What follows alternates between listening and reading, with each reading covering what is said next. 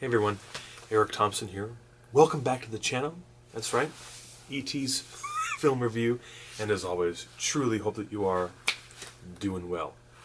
This video is a little different from the norm, okay? I do update vlogs every now and then, but tonight, late at night, it's about 2 o'clock in the morning, and what an incredible night it is.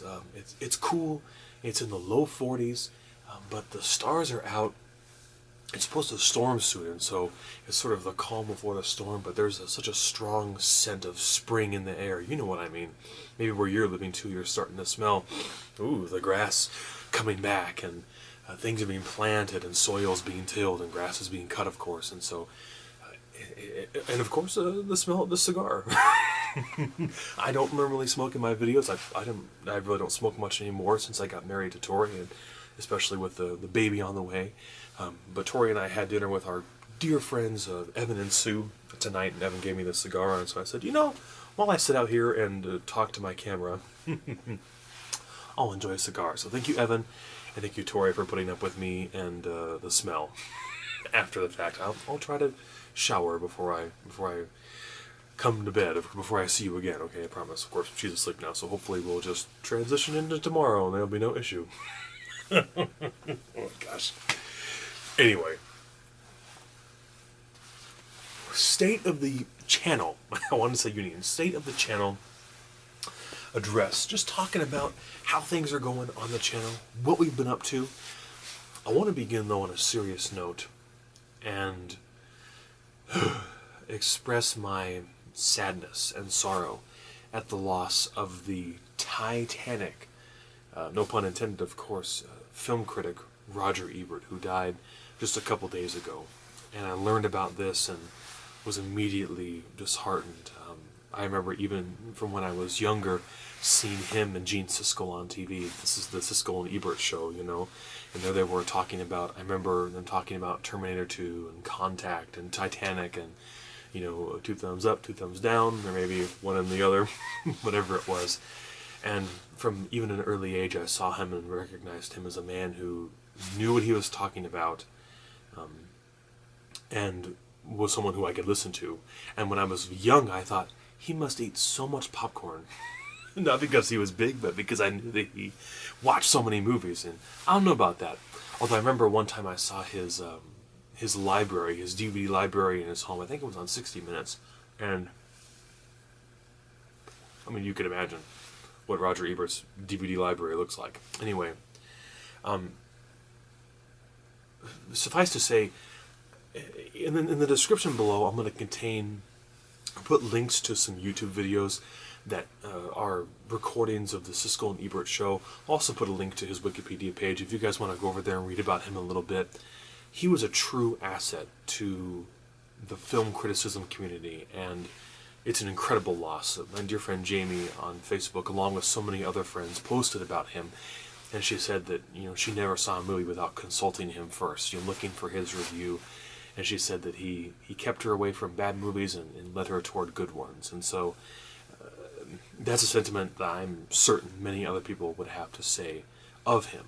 And certainly from me as well. I often consult him and Leonard Maltin and so many other guys when I'm thinking about a movie or not quite sure how I want to approach it, especially on the channel. And so we wish him well, and of course prayers of blessings and consolation for his family as they go through this difficult time. He was really brave too toward the end because of the cancer and all the surgeries that have been done on his jaw to remove the very aggressive cancer, and he was very brave, and he still went out, and people loved him, and he loved people. And so anyway, so rest in peace, Roger Ebert. The AFI Top 100, okay, we just finished with number 85, A Night of the Opera. Fitting that I would smoke a cigar in in Marx Brothers' honor. I'm really glad with how things are going so far. Although I'm concerned that I've only done 15 reviews in 3 months. Okay, January, February, March. And here we are at the very beginning of April. I cannot keep up this pace. I have to speed up. And so I'm hoping to do so. Between work and Tori and the baby coming, you know, and all these different things, there's a lot to do.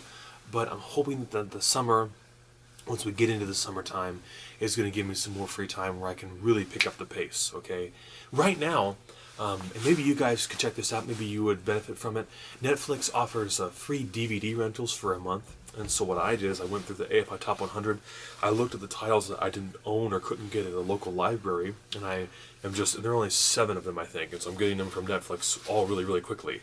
I watched Easy Rider, which is coming up real soon, and I sent that back, and then I think Sunrise is next, and whatever it is. But 7 titles, and so that way I'm trying to get things watched now while I have some free time and do reviews when I can. I'm hoping to post number 1 on December 31st, 2013. So just in time we finished it all up. Although, what I really want to say is maybe like 2 things. One, of course I'd love to see more views.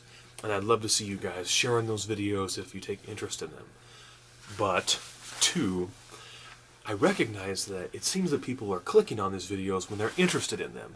And I appreciate that. I was really pleased with how many people commented on the A Night at the Opera video on Facebook. Not really that many, but it seems like a lot to me. It's just cool to see people talking about it. And that's so much of why I do this in the first place, is to see conversation about these movies. And of course about what I'm trying to present theologically, okay? What I see in the film, God in the movies, okay? I don't use that term a lot, but that's what I'm looking for, okay? Where's divinity? Where's spirituality? We think of ourselves as going to the movies and watching the movies. Well, what if we thought of the movies as watching us, okay? And so that's what I'm looking for, is I'm looking for where is divinity in this movie and how does it watch my life, okay? So thank you truly for commenting, liking, following the channel with the AFI Top 100. Top 10 videos, okay? I want to keep doing them. I just haven't done one in a while for no real reason. I've not done one since the beginning of the year. I got lots of ideas. I want to hear your guys' ideas about what kind of top 10 list I should do, so please let me know. And finally, I want to talk about the theater. I just had an awful experience at a movie theater here in Lexington, Kentucky. Not where I live, but close by. It was the worst movie theater experience I've ever had. I'm going to tell you 2 reasons why, and why it's so discouraging to me. 1, do you know when you go into the theater, and before the credits they often roll like a series of advertisements or like movie trivia or stuff like that? You know about this? Well, they had that there, of course, whatever it was called, and it was fine. I probably watched it 3 or 4 times as we're sitting there waiting for the movie to start. We went and saw Django Unchained, which was awesome. But when the preview started, I noticed that some of the music was strange in the previews. And then when the movie started, and if of course you know Quentin Tarantino, you know his music is very specific and intentional. I noticed the music was still very strange. I thought, what is that? It was the music from, not the previews, but that ad, that 10-minute loop of advertisements. And it played continuously through the whole movie.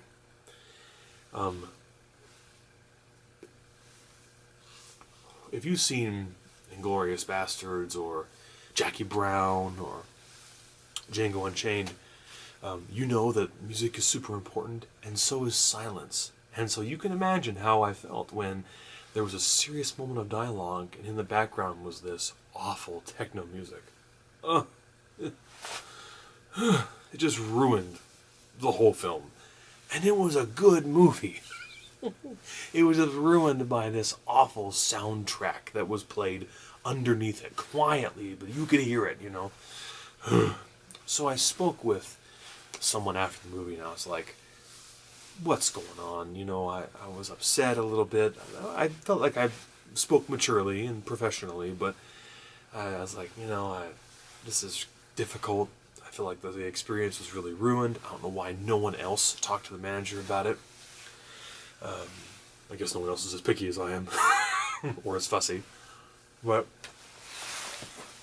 while we're standing there, waiting for the manager to come down to meet with me in the lobby, I look over behind the concession stand, and there's a young lady there working, and she's got a cast on, and she's behind the concession stand. This is fine, of course, until she's got a straw, and she's scratching the skin under her cast, while behind the concession counter, the lobby is like half full of people, and she's standing right over like the popcorn bin, right? And so of course I had to tell the manager. I was like, "You see what's going on behind me, right?" Oh my gosh. And the manager couldn't have been 21, you know. It was a $2 theater, and I guess that's what you get for a $2 theater. But why I'm so picky, and why I'm a little discouraged, if I can flick my ash off here, is because I believe that theaters should be like holy houses for film. And so I'm frustrated when I go to a place that is just in such disarray and shambles. Anyway, it was not the best experience. And so I encourage you to find a good theater in your area that does not have those two things. Unwanted background music or skin scratching behind the concession counter. Oh my gosh. Anyway, I just wanted to say that because I just love movies so much, and Tori was there, of course, and she was like, "Oh my gosh," and I was like, "I love it so much, and I just don't want my experience to be ruined by things that these people should be able to control." Anyway, maybe I'll get some hate for that. What can I do? Like I said, I'm a little fussy when it comes to that. But, I mean, I'm paying, okay? Like, if you go to a restaurant and they don't cook your burger right, you don't walk the burger back to the cook, okay? It's not your responsibility to make sure that everything is prepared. Although now, you know, they ask you to check your steak sometime on the table. And that's fine. But you know what I'm saying? Anyway, we gotta stop the rant. We gotta stop it there. We gotta cut that thing off. Cut the rant short. And indeed, it's time to say goodbye for now. It is late, and I have to finish my cigar and then go clean up so I can get to bed and get up tomorrow and get ready for the weekend. So, truly, as always, the beginning and the end of these things has to be thank you for watching. This is a hobby for me, you know. Like I said, and in the shadow of guys like Roger Ebert, I'm just the lowest common denominator of film aficionados or critics. I'm just under their shadow, you know. But I still enjoy it, and I enjoy sharing with you guys. And, of course, so thankful that you watch and that you respond and that we talk about movies together and about all of these subjects and topics as friends and in good spirit. And so I'm glad for that. And I do truly thank you. Like and subscribe to the channel if you care to. And if you're new, check out some of my videos that I've posted from before. There's all kinds of stuff. Music, and I tell you how I make popcorn when I watch movies. All kinds of stuff. Anyway, thank you truly, my friends. Take care.